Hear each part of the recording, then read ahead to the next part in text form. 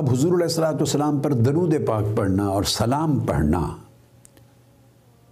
یہ حضور علیہ السلام کی تو تعظیم ہوئی، آقا علیہ السلام کی تبجیل ہوئی، آقا علیہ السلام کی تکریم ہوئی، آقا علیہ السلام سے اظہار محبت ہوا، اظہار عقیدت ہوا، نیاز مندی ہوئی، سب کچھ آقا علیہ السلام کے لیے ہوا، مگر ایٹ دا سیم ٹائم یہی درود و سلام پڑھنے کا عمل اللہ کی عبادت ہو گئی۔ آپ سمجھ گئے بیٹے؟ یہ اللہ کی عبادت ہو گئی۔ یہاں ایک سوال پیدا ہوتا ہے یا پیدا ہو سکتا ہے، وہ یہ کہ ہم تو جب مجلس ختم الصلاۃ علی النبی کرتے ہیں اور آقا علیہ السلام کے درود و سلام کے نام سے، اس عنوان سے مجلس منعقد کرتے ہیں، تو ہم تو نعتیں پڑھتے ہیں، اور حضور علیہ الصلوۃ والسلام کی شان اقدس میں اور آپ کی عظمت کے بیان میں، آپ کی محبت کے بیان میں، آپ سے تعلق جو قلبی تعلق ہے، حبی اور عشقی اور تعظیمی، اس تعلق کو مضبوط کرنے کے لیے آقا علیہ السلام کے فضائل اور مناقب کو بھی بیان کرتے ہیں، نثر میں بھی، نظم میں بھی، نعت خوانی کرتے ہیں، تو آقا علیہ السلام کی تعظیم کرتے ہیں، خطابات ہوتے ہیں، نعتیں پڑھی جاتی ہیں۔ اب سنیے، کیا یہ سارا عمل بھی درود و سلامی تصور کیا جائے گا؟ ایک تو ہو گیا نا درود پاک، اللہم صلی علی سیدنا و مولانا محمد وعلی آلہ و صحبہ وبارک وسلم، اس کو تو آپ نے کہا صلاۃ، یہ درود ہے، اور سلام ہو گیا الصلاۃ والسلام علیک یا سیدی یا رسول اللہ وعلی آلک و صحبک واہل بیتک یا سیدی یا حبیب اللہ۔ یہ تو سمجھ میں آتا ہے، یہ درود و سلام ہو گیا، السلام علیک ایھا النبی ورحمۃ اللہ وبرکاتہ، یہ سلام ہو گیا۔ اور نماز میں تشہد کا جو آخری دوسرا حصہ ہے، اس میں پھر ہم درود پڑھتے ہیں، اللہم صلی علی سیدنا محمد، جو درود ابراہیمی کہلاتا ہے۔ یہ بات تو سمجھ میں آتی ہے کہ واضح طور پہ یہ درود و سلام تو سمجھ میں آ گئے۔ اب ایک ذہن میں سوال آ سکتا ہے، چونکہ ملک بھر میں اور دنیا بھر میں آپ جب مجالس سے درود اور سلام منعقد کرتے ہیں، حلقات درود و سلام ہوتے ہیں اور محافل نعت ہوتی ہیں، تو کیا حضور علیہ السلام کی نعت پڑھنا، آپ کی عظمت کو بیان کرنا، آپ کی شان کو بیان کرنا، آپ کی اطاعت اور اتباع کی تعلیم کے لیے آپ کی تعلیمات کو بیان کرنا، جس میں حضور کی عظمت نمایاں ہو، کیا یہ حصہ بھی درود و سلامی تصور ہوگا، درود تصور ہوگا، صلاۃ کے تحت آئے گا؟ الصلاۃ علی النبی، حضور پہ درود پڑھنے کہ عمل میں شامل ہوگا، اس کا حصہ بنے گا، یا یہ الگ سے ایک حکم ہوگا؟ حضور کی شان بیان کی گئی، حضور کے فضائل بیان کیے گئے، آقا علیہ السلام کے ساتھ محبت اور عقیدت کا اظہار کیا گیا، جو امتی پر واجب ہے اور نبی کا حق ہے، تو اس کو ایک الگ مجلس واعظ کہیں گے، مجلس خطاب کہیں گے، مجلس تعلیم اور تعظیم، مجلس تلقین کہیں گے۔ یہ کس حکم میں جائے گا حصہ؟ جو درود اور سلام کے کلمات کے علاوہ بقایا کچھ ہوتا ہے۔ اگر اس میں تلاوت ہوتی ہے تو تلاوت سمجھی جائے گی، اذکار ہوتے ہیں تو اذکار سمجھے جائیں گے۔ یہ حصہ جو علامہ محمد ادریس رانا نے خطاب کیا، جو دیگر علماء نے خطاب کیا،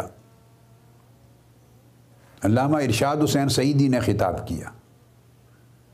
علامہ صادق قریشی نے خطاب کیا، علامہ مفتی سہیل احمد صدیقی نے خطاب کیا، پھر نعت خوانوں نے نعت پڑھی، تو سوال پیدا ہوا کہ یہ جو حصہ بقایا اس مجلس میں ہوتا ہے، یہ اس کا حکم کیا ہوگا؟ تو میں آج ایک بالکل ایسی بات کہنا چاہتا ہوں، آپ کے لیے نئی ہوگی، اور غالباً میں نے بھی پہلے کبھی نہیں اس نکتے کی تصریح کی۔ ایسے خیال آ رہا ہے مجھے، میں جب اپنی یادداشت پہ زور دے رہا ہوں تو مجھے یاد نہیں آ رہا کہ یہ نکتہ کبھی میں نے پہلے بیان کیا ہو، تو اس لیے نیا ہوگا کہ یہ حصہ کس حکم میں آئے گا۔ آئیے تو اس کا مختصر جواب سن لیں کہ یہ حصہ بھی حضور علیہ السلام پر درود پڑھنے کے حکم میں آئے گا۔ یہ جواب ہے اس کا۔ یہ سب کچھ جو ظاہراً دیکھنے سننے میں کلمات درود میں نہیں آتا، کلمات درود تو متعین ہے نا، اللہم صلی علی سے شروع ہوتے، اور سلام بھی متعین ہے، الصلاۃ والسلام سے شروع ہوتے، تو یہ ظاہراً ان درود پاک کے جو معروف کلمات ہیں یہ ان کلمات کا حصہ نہیں ہے، یہ ایک جدا مضمون ہے۔ تو اس کا حکم کیا ہوگا؟ اس کا حکم بھی درود پاک کا ہوگا، یہ بھی الصلاۃ علی النبی کے تابع آئے گا۔ تو یہ بھی اللہ کے حضور آپ کے نامہ اعمال میں لکھا جائے گا کہ یہ حضور پر درود پڑھا گیا صلی اللہ تعالیٰ علیہ وسلم۔ اب چونکہ حضور علیہ السلام پر درود پڑھا گیا اس حکم میں آئے گا، سو یہ بھی عبادت ہو جائے گی اللہ کے حکم کے تحت۔ یا ایھا الذین آمنوا صلوا علیہ وسلموا تسلیما۔ اب یہ میں نے مختصر جواب دے دیا، اس جواب پر سوال ابھرے گا ذہن میں کہ یہ کیسے درود پاک کے حکم میں آ گیا؟ دیکھو نا، یہ شرعی حکم ہے، میرے کہنے سے تو حکم شرعی نہیں بن جاتا۔ آپ یہ عقیدہ تو نہیں رکھ سکتے بھی چونکہ میں نے کہہ دیا لہٰذا یہ شرعاً درود پاک ہو گیا، یہ تو میرے کہنے کا یہ حق نہیں ہے۔ اور نہ عقیدہ قائم ہوتا ہے کسی ایک شخص کے، خواہ وہ کتنا بڑا ہو کتنا چھوٹا ہو، اس کے قول سے، اس کی رائے سے، اس کے حکم سے تو شرعی حکم تو نہیں قائم ہوتا نا، اور عقیدہ تو نہیں قائم ہوتا۔ اس پر دلیل شرعی چاہیے، شرعی دلیل چاہیے کہ یہ درود کیسے بن گیا، یہ درود پاک کا حصہ۔ یہ ایک بڑی عجیب بات بھی ہے اور بڑی لطیف بات بھی ہے۔ تو آئیے اس پر شرعی نص قائم کرتے ہیں بطور دلیل کے۔ یہ جو نماز میں ہم درود ابراہیمی پڑھتے ہیں، اس کا جواب درود ابراہیمی میں ہے۔ یہ جو میں نے آپ کو جواب دیا، اس جواب کی دلیل یا اس سوال کا جواب درود ابراہیمی میں ہے۔ اب آپ سب پڑھیے، اللہم صلی علی سیدنا محمد، آپ بھی پڑھتے ہیں، وعلی آل سیدنا محمد کما صلیت علی سیدنا ابراہیم وعلی آل سیدنا ابراہیم انک حمید مجید۔ پھر پڑھتے ہیں اللہم بارک علی سیدنا محمد وعلی آل سیدنا محمد کما بارکت علی سیدنا ابراہیم وعلی آل سیدنا ابراہیم انک حمید مجید۔ یہ جو آخر پہ کلمات آئے ہیں انک حمید مجید، دونوں مرتبہ درود ابراہیمی میں، اللہم صلی علی والے حصے میں بھی، اللہم بارک علی والے حصے میں بھی، اینڈ ہوا ہے انک حمید مجید۔ باری تعالیٰ آپ حمید بھی ہیں، آپ مجید بھی ہیں۔ اس کے اندر جواب ہے سوال کا۔ حمید حمد سے ہے، حامد، حمید، محمود، احمد، محمد، یہ سارے اسی مادہ سے، حمد سے نکلیں۔ اور مجید مجد سے ہے۔ حمد کا نام ہے تعریف کرنا، ثنا کرنا، کسی کی عظمت بیان کرنا، کسی کے کمال کو بیان کرنا، اس کو حمد کہتے ہیں۔ اور مجید مجد سے ہے، مجد کا مطلب ہے بزرگی، عظمت۔ حمد کا معنی ہے کسی کے کمال کو بیان کرنا، کسی کی ثنا کرنا،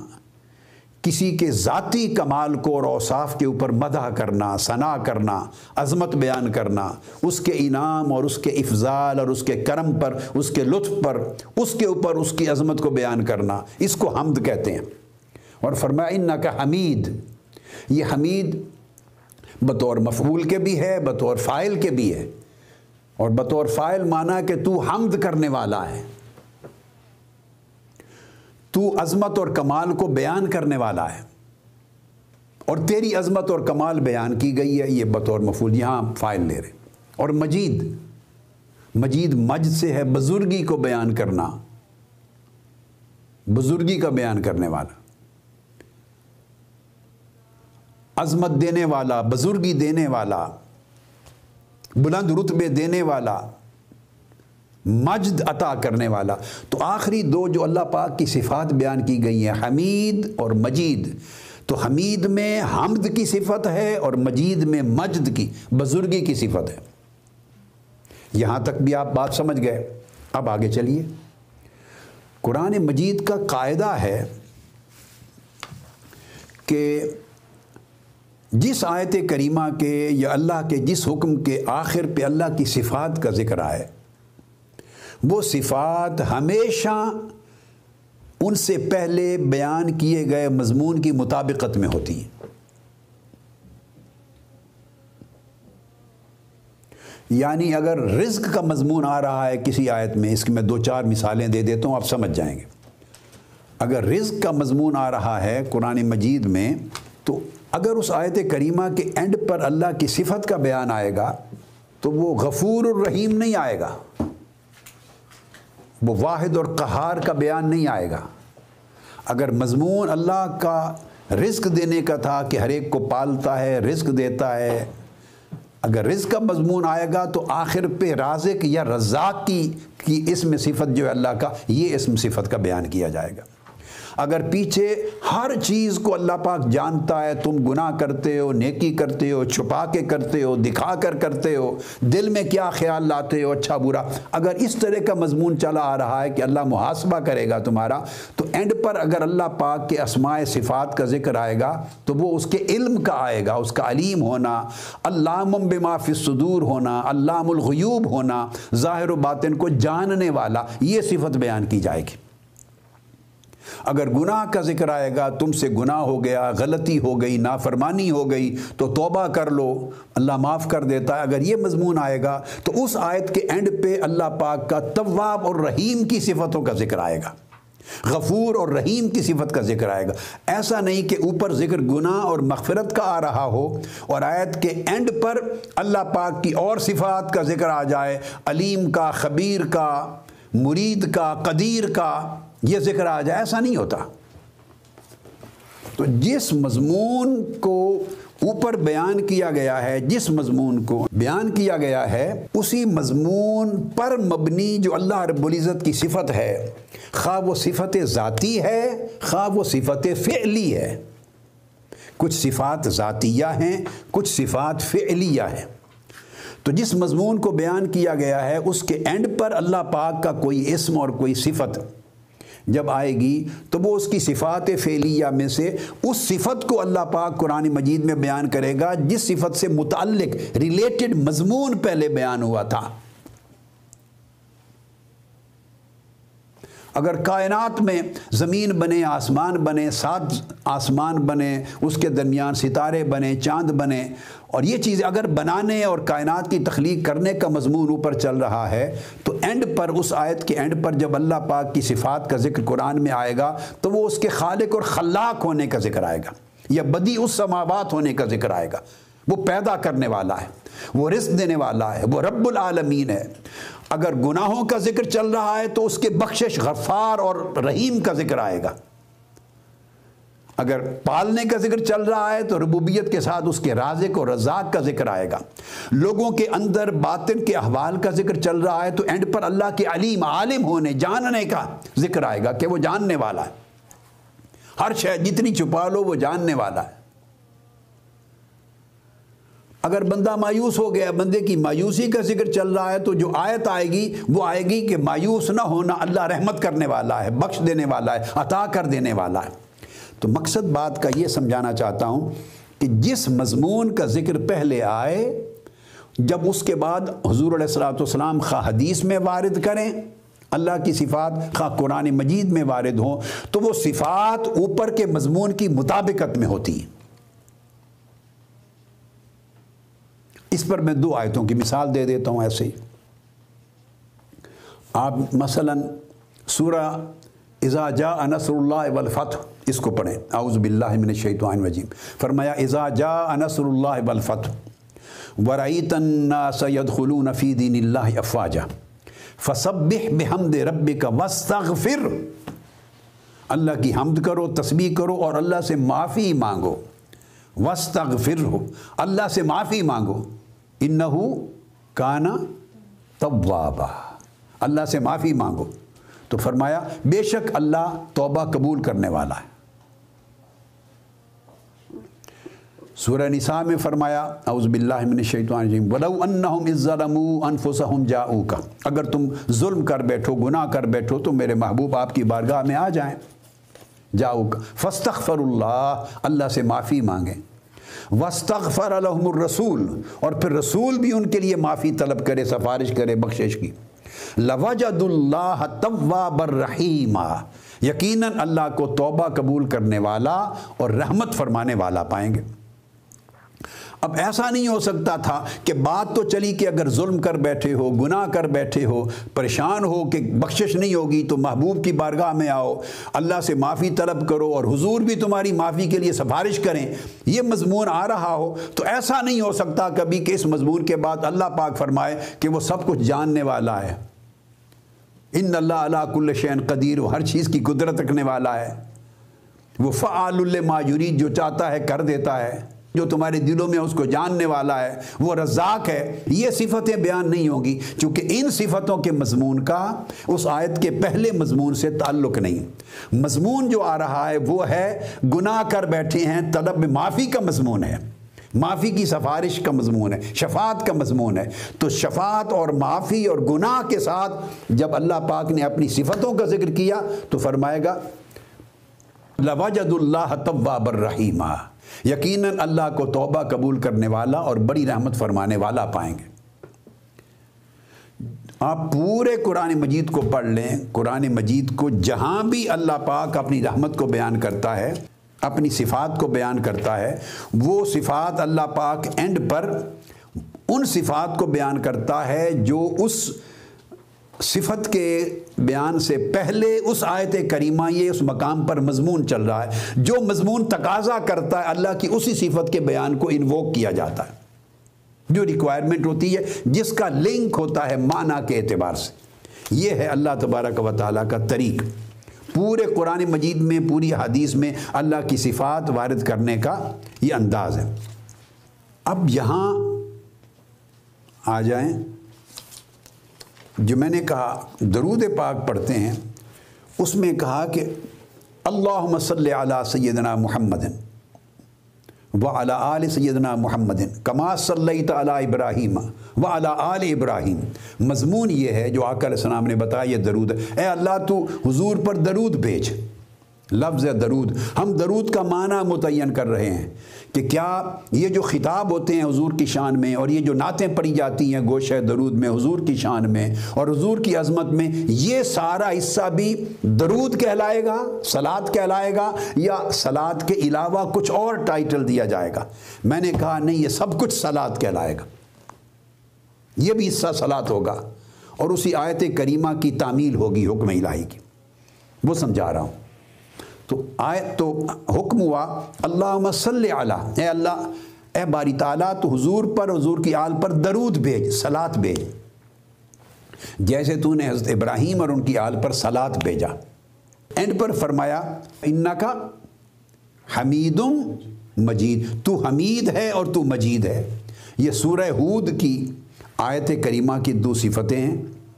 سورہ ہود کی آیت نمبر 73۔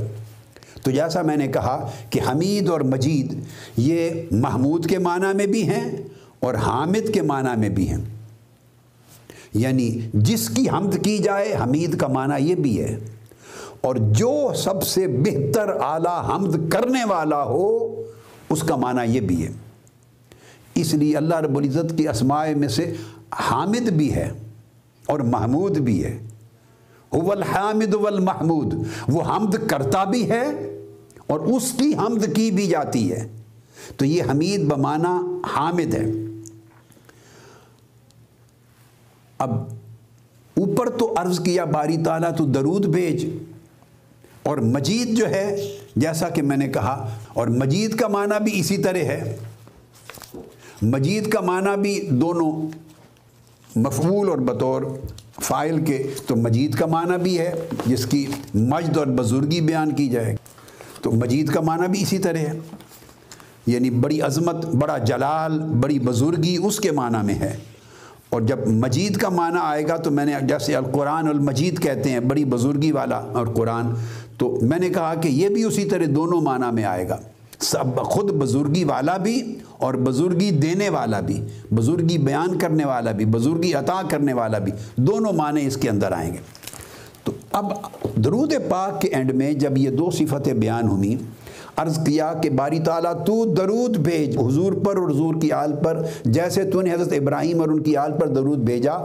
پھر عرض کیا انکا حمید مجید، بے شک تو حمید بھی ہے اور مجید بھی ہے۔ تو اس کا مطلب یہ ہوا یہ حمید و مجید یہ دونوں اسماء صفاتیہ یہ ان کا مرجع اور یہ رجوع کریں گے معنوی اعتبار سے اللہم صلی علی کی طرف اور اللہم بارک علی سیدنا محمد کی طرف۔ اے اللہ تو صلاۃ بھیج اور تو برکت بارک، یہ جو ہم نے کہا صلی علی اس کی طرف یہ پلٹ کے جائیں گے،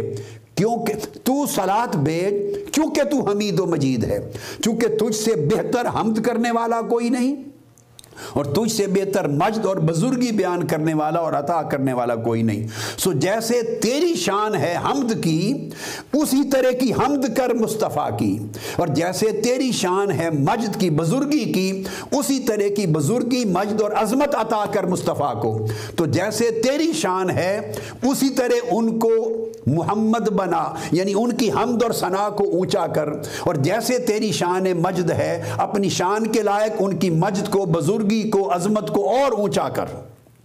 تو گویا حمید و مجید میں حضور کی حمد و ثنا آ گئی، اور حضور کی مجد تبجیل تعظیم اور تکریم میں جو کچھ کہا ورفعنا لک ذکرک کے تحت وہ سارا مضمون حمید و مجید کے تحت آ گیا۔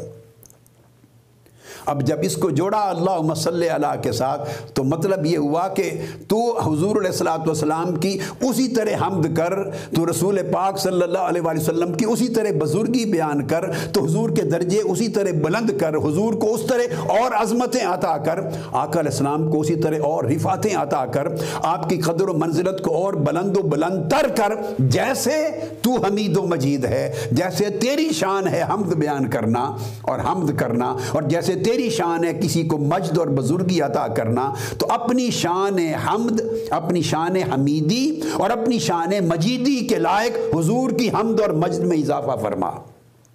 حضور کی ثنا میں، حضور کے کمال میں، حضور کی بزرگی میں، حضور کی عظمت میں اضافہ فرما۔ تو یہ جو درود پاک کی نص ہے جس کا حکم دیا گیا ہے ہمیں پڑھنے کا، اس نص سے درود پاک سے یہ ثابت ہوا کہ حضور علیہ الصلوۃ والسلام کی حمد ورفعنا لک ذکرک کے تحت حمد بیان کرنا، حضور کی بزرگی بیان کرنا، حضور کی عظمت بیان کرنا۔ اب نثر اور نظم کا کوئی فرق نہیں، خواہ نثر میں کریں، نظم میں کریں، خطاب میں کریں، کتاب میں کریں، تحریر میں کریں، تقریر میں کریں، نعت کی شکل میں کریں اور واعظ کی شکل میں کریں، یہ ساری چیزیں حضور کی حمد اور مجد کے بیان سے متعلق ہیں، اور جو عمل حضور کی حمد اور مجد، حضور کی ثنا اور حضور کی بزرگی کے بیان سے متعلق ہوگا وہ سارے فروع ہوں گے الصلاۃ کے، وہ درود کی قسمیں ہوں گی، وہ درود کی شاخیں ہوں گی، وہ درود کی فروع شاخیں سمجھتی ہیں نا، درخت درود پاک ہے اور ساری شاخیں ہوں گی اسی درود کی، اسی صلاۃ کی۔ تو لہٰذا آپ جب مجلس میں جمع ہوتے ہیں جس میں درود پاک پڑھتے ہیں، ان کلمات کے ساتھ اور دیگر کلمات کے ساتھ جن میں حضور کی حمد اور حضور کی مجد اور حضور کی عظمت کا بیان ہوتا ہے، وہ سارے کلمات درود ہی کے تحت شامل کیے جاتے ہیں۔ اور ورفعنا لک ذکرک جس میں حضور کے ذکر کی رفعت ہوتی ہے اس نص کے تحت بھی شامل کیے جاتے ہیں، تو یہ ساری مجلس درود کی ہو جاتی۔